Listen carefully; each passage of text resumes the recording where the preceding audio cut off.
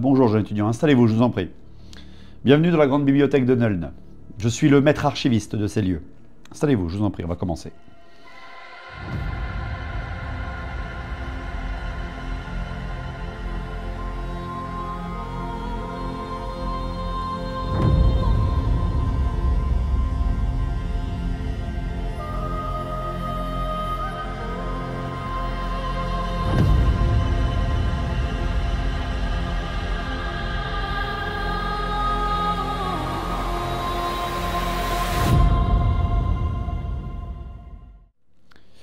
Bon, on m'a demandé de vous former, de vous apprendre comment on en est arrivé là.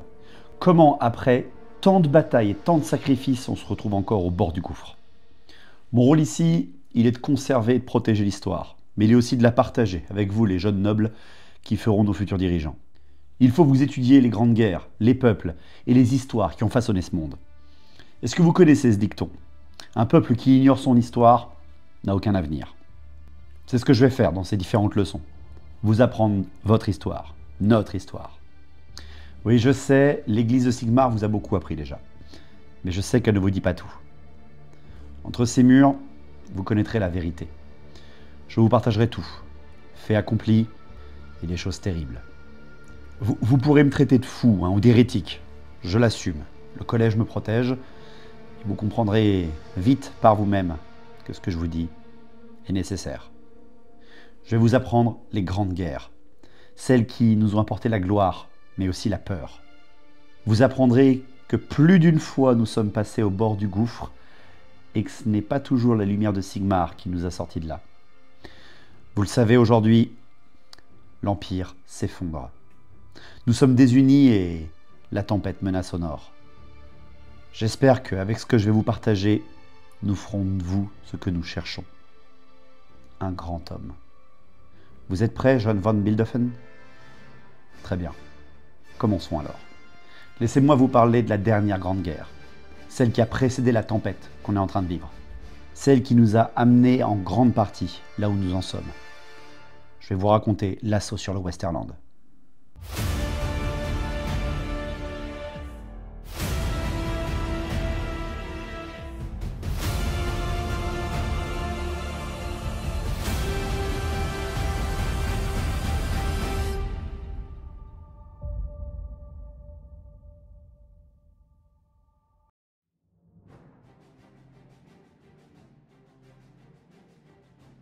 Vous le savez, le Westerland a toujours été une terre dangereuse.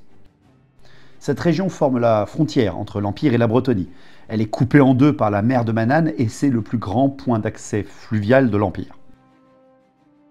À l'embouchure du Reik, là où bon nombre de navires entrent dans les terres impériales pour rejoindre les grandes cités, on trouve Marienbourg, la perle de la baronnie de Westerland et la porte du Vieux Monde.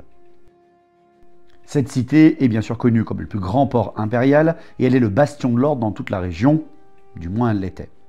Et c'est de là qu'est parti l'assaut sur le Westerland. Mais remontons un peu dans le passé. En 2276, les raids particulièrement sanglants et brutaux de la chef de guerre Fridal, la Norse Forgesen, réussirent à profondément s'installer dans le pays perdu. En quelques mois, les cités de Arno, Olum et Diever furent ravagées et la cité de Marienbourg, protectrice du pays perdu étant dans l'incapacité de sauver ses habitants, n'eut d'autre choix que d'appeler à l'aide les autres seigneurs impériaux. Et avec cette guerre civile qui traîne depuis des siècles, ça n'a pas été facile.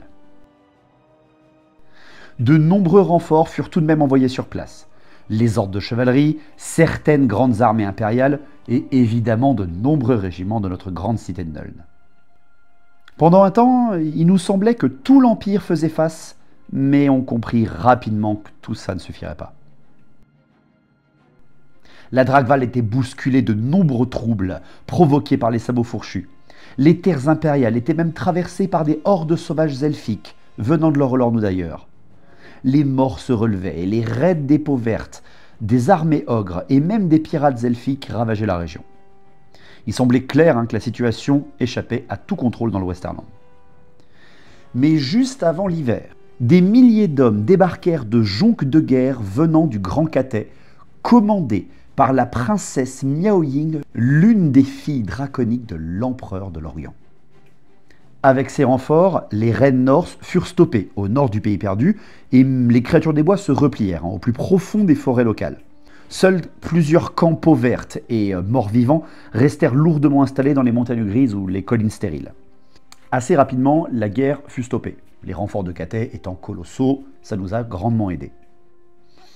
Mais vous le savez, quelques années plus tard, Kislev appela à l'aide. Comme si nos ennemis essayaient de nous attaquer sur plusieurs fronts, le nord de Kislev connaissait une attaque majeure. L'Empire a répondu présent, comme beaucoup d'autres alliés. Mais je vous parlerai de cette guerre une prochaine fois. Concentrons-nous sur ce qui nous intéresse. Pourquoi?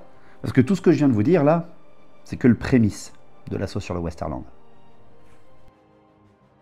Cette guerre n'a véritablement commencé qu'en 2283, lorsqu'un message nous parvint d'au-delà de la mer, envoyé à tous les dirigeants du monde comme un cri d'alarme. La gemme de l'éther, un artefact millénaire perdu lors de l'avènement du chaos, venait d'être retrouvé.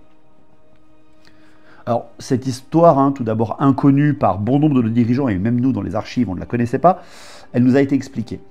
C'est Miaoying elle-même qui l'expliqua au conseil des dirigeants de l'Alliance à Marienbourg.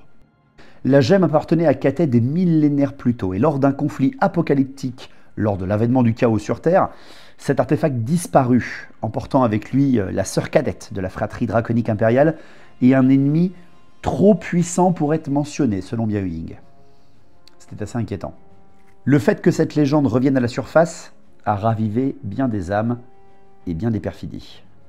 La possibilité de retrouver un artefact au pouvoir divin fit rapidement le tour du monde. Toujours plus d'opportunistes, de fous, de corrompus, mais aussi de nobles âmes et d'alliés courageux se massèrent aux portes du Vieux Monde. De Couronne en Bretonie jusqu'au monde du milieu impériaux, des milliers d'armées se massèrent dans la région, sûre et certaine d'être la fameuse élue qui retrouvera la gemme de l'éther. Dans les Sœurs Pâles, la frontière naturelle entre la Bretonie et l'Empire, un véritable bastion des ordres de la destruction s'est créé.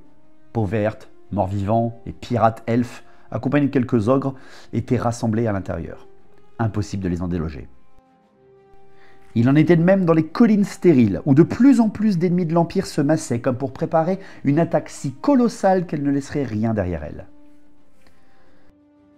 Malgré ces menaces évidentes pour l'Empire, bien sûr, il fallait aux forces de l'ordre toujours faire face à de nombreuses armées du chaos éparpillées sur nos terres. Certes, l'assaut des Norse et des guerriers du chaos avait été stoppé plusieurs années auparavant par l'arrivée de Miaoying et ses troupes, mais les croyants des dieux sombres étaient toujours solidement implantés au nord-ouest de l'Empire.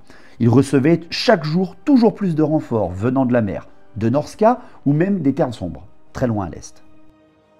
De plus, alors que la Dragwald restait toujours aussi dangereuse, on la connaît, c'est la forêt d'Ardennes en Bretonie qui tomba au final sous la coupe du chaos.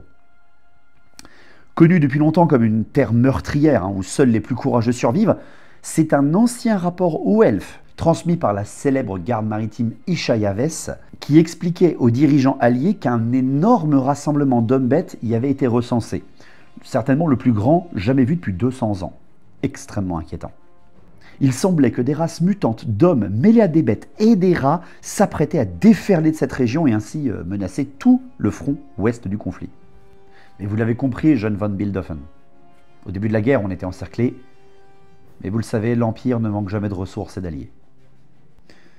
Au nord, sous l'égide du prétendant au trône impérial, se dressait la capitale de l'Osterlund, Middenheim, la cité du loup blanc, dirigée par l'électeur Sigismund, toujours d'actualité, l'un de nos 3 empereurs.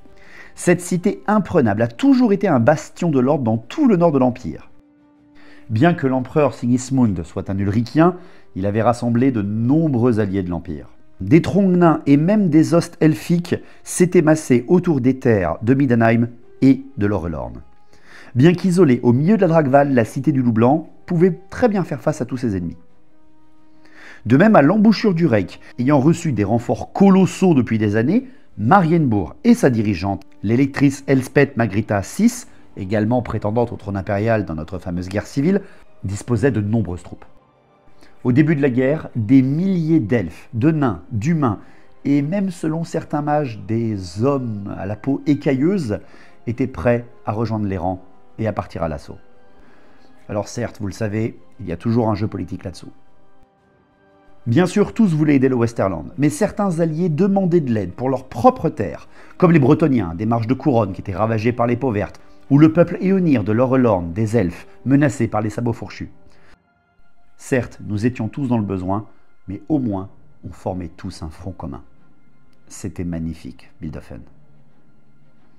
Nombre de rapports démontraient que l'alliance des forces de l'ordre en Westerland serait certainement intouchable. Il y avait bien les forces de Cathay tout de même, surtout la matriarche Miao Ying qui avait quelques réticences, mais elle les garda pour elle. Au printemps 2283, l'Alliance lança alors l'assaut sur le Westerland, envoyant ses forces contre ses ennemis avec détermination. Nos troupes partirent sécuriser les premiers théâtres de guerre nécessaires à la reconquête du Westerland. Dans les premières semaines de la guerre, les forces de l'ordre firent face aux hordes de la destruction et aux armées du chaos. Venant du sud de la Bretonie sous les ordres du roi Louan-Tueur d'Orques, les renforts portèrent secours efficacement au domaine de Gisoreux, refoulant les hordes chaotiques et les peaux vertes du nord. L'Osterlund et les armées de Middenheim suivirent la vieille route des nains et attaquèrent la région des collines hurlantes, avec toute la détermination du culte d'Ulric, bien évidemment. Mais ils s'enfoncèrent aussi au nord des monts du milieu, avec une efficacité certaine. Et même si l'église d'Ulric ne voudra jamais l'admettre, ils ont rencontré une très forte résistance. Surtout contre certains chefs de guerre chaotiques et plusieurs armées pillards redoutables. Enfin, depuis Marienbourg, les Alliés partirent sur 3 fronts différents. Au centre-est, les armées parties dans les landes du Miden, longeant le Reik, furent commandées par la grande Miao Ying elle-même, dirigeant les forces de l'Alliance. La corruption qui était restée depuis plusieurs années ralentit les assauts et permit aux hommes bêtes et aux raids chaotiques d'être très virulents. Mais l'avancée des Alliés fut exemplaire. Malheureusement, ça n'a pas été pareil sur les fronts nord et nord-ouest.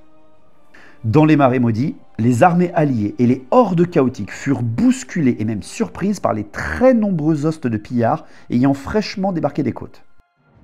De plus, du côté des marches de couronne, même si les alliés parvenaient tant bien que mal à avancer en direction de la cité bretonienne, les armées de la destruction et du chaos semblaient aussi motivées que redoutables. Rendez-vous compte que ceci n'est que le début de la guerre, bien évidemment, mais sachez que plusieurs centaines de batailles ont eu lieu au premier jour. En même temps, nous voulions récupérer nos terres et rétablir l'ordre dans tout le Westerland. Mais on avait oublié quelque chose. Poussés par l'appel de la gloire et l'ire de la vengeance, on avait oublié ce qui avait amené tant et tant de soldats dans la région.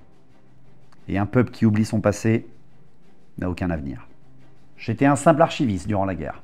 J'ai recueilli bon nombre de missives de cette époque. J'en ai une là avec moi. Elle a été écrite par la matriarche Miao Ying elle-même. L'Alliance a lancé l'assaut sur nos ennemis. Nos forces sont telles que les différents généraux n'ont pas voulu attendre et ont préféré porter la guerre au devant des forces de la destruction et du chaos. Il est en effet fort probable que nos nombreuses armées puissent infliger de très lourdes pertes à nos ennemis. Mais je reste des plus réservés. Nous divisons nos forces face à eux dans une optique de reconquête et non de sécurisation. Nous ignorons toujours à cette heure où se trouve la gemme de l'éther. Les derniers rapports provenant des survivants de l'expédition de l'archipel des étoiles nous mentionnaient bien que c'était une harde homme-bête qui détenait pour l'instant la pierre. Tant que nous n'avons aucune trace de cette harde, je ne mobiliserai pas l'intégralité de mes forces. Si c'est bien les serviteurs des dieux sombres qui possèdent l'artefact, la menace est catastrophique. Cette guerre peut durer longtemps et le grand ennemi ne perdra, lui, pas une minute. Si les forces de la ruine contaminent, ou pire, corrompent la gemme de l'éther, je ne sais pas ce qui pourrait arriver. Nous devons abattre nos ennemis au plus vite. Si l'artefact reste entre les griffes du chaos, je pense que nous sommes tous condamnés. Et l'histoire sait bien à quel point la matriarche avait raison. On va s'arrêter là pour aujourd'hui. Cette première leçon a déjà été longue. On se retrouvera une prochaine fois. Et ce soir, quand vous rentrerez au temple de Sigmar, faites quelque chose pour moi, Jeanne von Bildofen. Priez. Priez pour l'Empire et notre avenir à tous. Tout ce que j'ai pu en lire, c'est qu'il est sombre. Très sombre.